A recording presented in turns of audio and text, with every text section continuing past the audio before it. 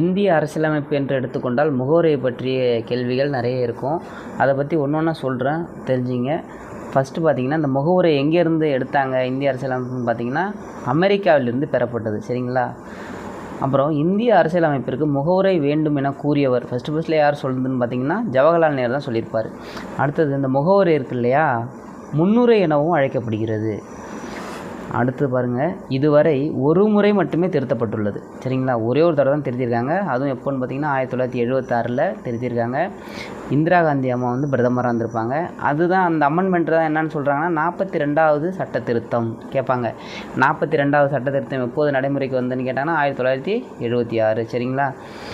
அது என்னன்னு சொல்கிறாங்கன்னா சிறு அல்லது குறு அரசியலமைப்பு என அழைக்கப்படுகிறது. இங்கிலீஷில் சொல்லணுன்னா மினி கான்ஸ்டியூஷன் அப்படின்னு சொல்லுவாங்க. சரிங்களா? 42வது சட்ட திருத்தத்தை ஃபஸ்ட்டு அதாவது முகவுரை சேர்க்கும்போது எப்படி இருந்துச்சு அப்படின்னு பார்த்திங்கன்னா, அதாவது ஜனவரி 26, 1950 நிலவரப்படி இறையாண்மை, மக்களாட்சி, குடியரசு இவ்வளோதான் இருந்துச்சுங்களாம். சரிங்களா?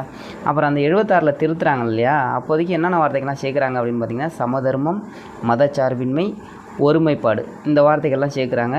தற்பொழுது எப்படி இருக்குது அப்படின்னு பார்த்திங்கன்னா இறையாண்மை மிக்க, சமதர்மம், மதச்சார்பின்மை, மக்களாட்சி, குடியரசு நாடு, இந்த வரிசையில் தான் கேட்பாங்க.